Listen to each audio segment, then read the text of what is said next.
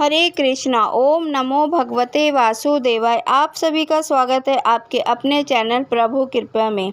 आज आपको इस वीडियो में अजा एकादशी व्रत कथा सुनाई जाएगी। चलिए शुरू करते हैं व्रत कथा। हरे कृष्णा। कुंती पुत्र युधिष्ठिर बोले कि हे जनार्दन, अब आप मुझे भादों के कृष्ण पक्ष की एकादशी के बारे में बताएं। उस एकादशी का नाम तथा विधि क्या है, सो विस्तार पूर्वक कहिए।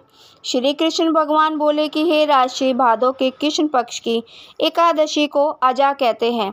जो मनुष्य इस दिन भगवान की भक्ति पूर्वक पूजा करते हैं तथा व्रत करते हैं, उनके समस्त पाप नष्ट हो जाते हैं। इस लोक और परलोक में सहायक इस एकादशी के समान विश्व में दूसरी एकादशी नहीं है। इस एकादशी की कथा इस प्रकार है। प्राचीन काल में एक चक्रवर्ती राजा हरिश्चंद्र राज्य करते थे। वे अत्यंत वीर, प्रतापी तथा सत्यवादी थे। उन्होंने किसी अज्ञात कर्म तथा प्रतिज्ञा से राज्य को त्याग दिया और अपनी स्त्री और पुत्र को बेच डाला। वे स्वयं एक चंडाल का सेवक बनकर रह गए। उन्होंने इस चंडाल के यहाँ कफन लेने का काम किया, परंतु उन्होंने इस आपत्ति के काम में सत्य को नहीं छोड़ा।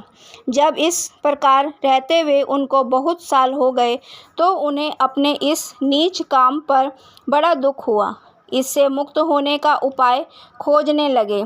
वे इस जगह सदैव इसी चिंता में लगे रहते कि मैं क्या करूं। एक समय जबकि वह चिंता कर रहे थे, गौतम ऋषि आए। राजा ने उन्हें देखकर प्रणाम किया और अपने दुख की कथा सुनाने लगे। महर्षि गौतम राजा के दुख से पूर्ण वाक्यों को सुनकर अत्यंत दुखी हुए। राजा से बोले कि हे राजन, भादों के कृष्ण पक्ष में अजा एकादशी होती है। इस एकादशी का विधि पूर्वक व्रत करो तथा रात्रि जागरण करो, इससे तुम्हारे समस्त पाप नष्ट हो जाएंगे। गौतम ऋषि राजा से इस प्रकार कहकर अंधध्यान हो गए। हे राजा, यह सब अजा एकादशी के व्रत का प्रभाव था।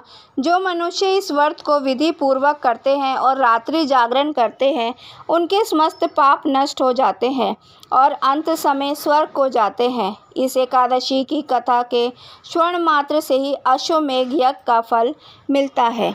हरे कृष्णा। ओम नमो भगवते वासुदेवाय।